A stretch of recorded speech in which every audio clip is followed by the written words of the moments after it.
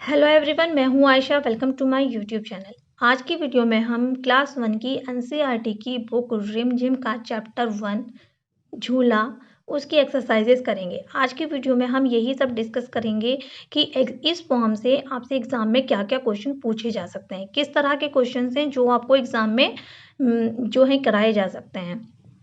तो चलिए वीडियो को शुरू करते हैं। अगर आपने अभी तक मेरे चैनल को सब्सक्राइब नहीं किया है तो प्लीज़ मेरे चैनल को जल्दी से सब्सक्राइब कीजिए। ओके, तो चलिए शुरू करते हैं। देखिए, सबसे पहले होते हैं कठिन शब्द। आप कोई भी चैप्टर पढ़ाएं अपने बच्चे को तो उसमें कठिन शब्द तो होते ही हैं, क्योंकि ये जो कठिन शब्द होते हैं इनका एक डिक्टेशन टेस्ट होता है। कहीं पर वो 20 मार्क्स का होता है, कहीं 10 मार्क्स का होता है, और उसके जो मार्क्स होते हैं वो आपके बच्चे के रिपोर्ट कार्ड में भी जुड़ते हैं।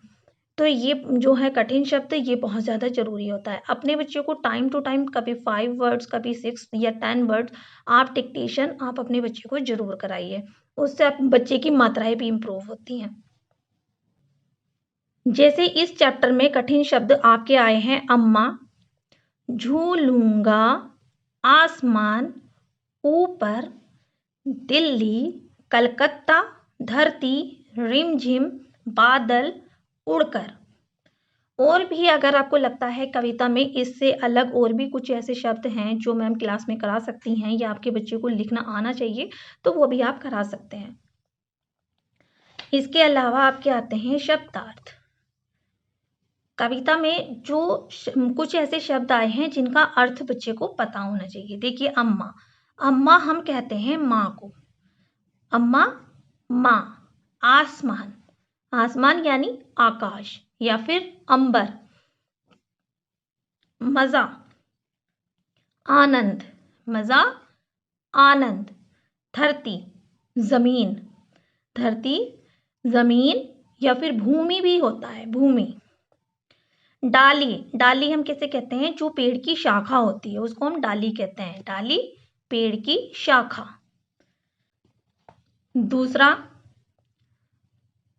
इसके बाद मिलान कीजिए। देखिए, यहां पर आपको कुछ शब्द दे दिए हैं, ये आप देखेंगे कि ये एक दूसरे के अपोजिट यानी विलोम शब्द हैं। धरती, आसमान, ऊपर, नीचे, बड़ा, छोटा, आज, कल।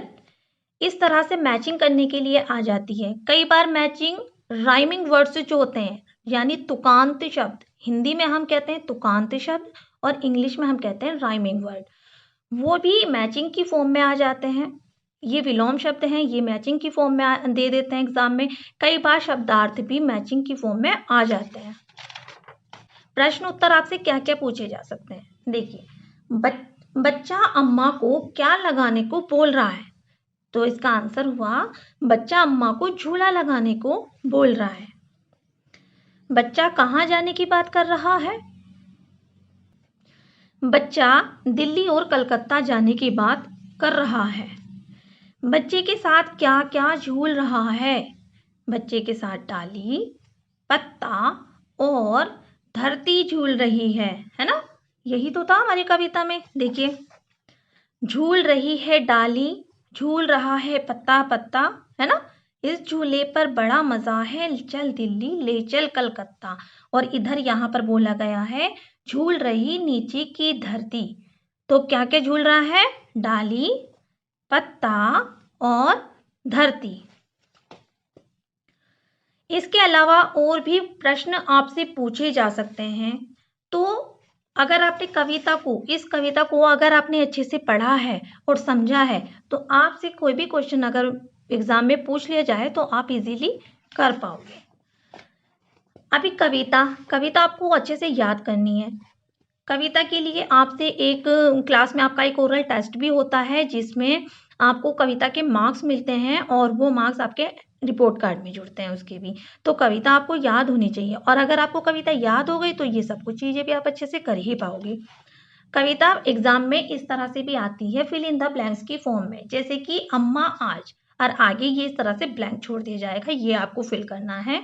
अम्मा आज, ये आपको फिल करना पड़ेगा। लगा दे झूला, फिर यहाँ पर आपको ब्लैंक दे दिया जाएगा और आपसे पूछा जाएगा, यहाँ पर आपको लिखा हुआ मिलेगा मैं झूलूंगा, यहाँ पर ब्लैंक है, मैं झूलूंगा। तो आपको ये भी फिल करना होगा, जैसे इस झूले पर मैं झूलूंगा। इस पर चढ़कर, यहाँ पर ब्लैंक आपको मिल जाएगा। ऊपर बढ़कर, ये आपको लिखना होगा।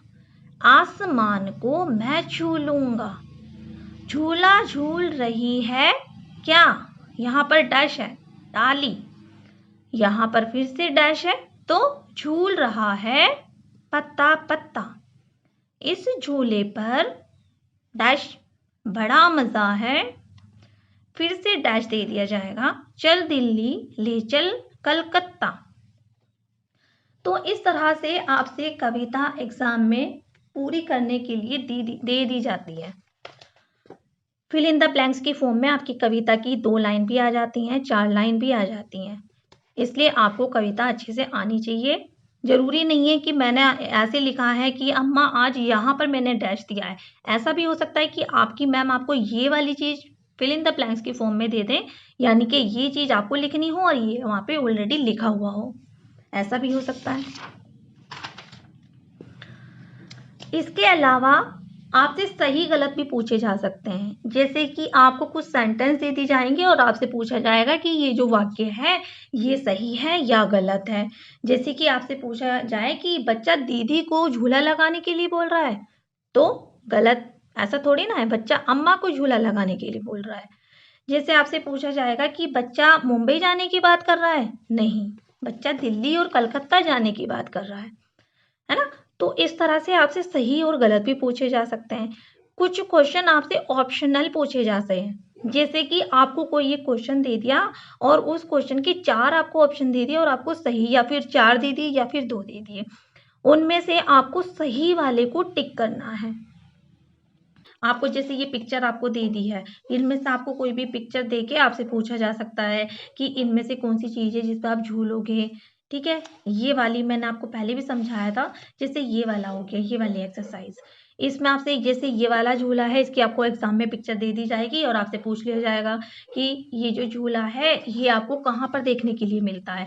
हो सकता है आपको ऑप्शन भी दे दिए जाएं। एक क्वेश्चन दे दिया और उसके फिर 4 ऑप्शन दे दिए, आपको सही वाला जो ऑप्शन होगा उसको आपको टिक करना पड़ेगा। ठीक है, अगर आपको मेरे साथ पढ़ना अच्छा लगा है तो प्लीज़ मेरी वीडियो को लाइक कीजिए, शेयर कीजिए और मेरे चैनल को सब्सक्राइब कीजिए, ताकि मेरी आने वाली वीडियो का अपडेट आपको मिलता रहे। तो मिलते हैं नेक्स्ट वीडियो में, तब तक के लिए बाय, थैंक यू।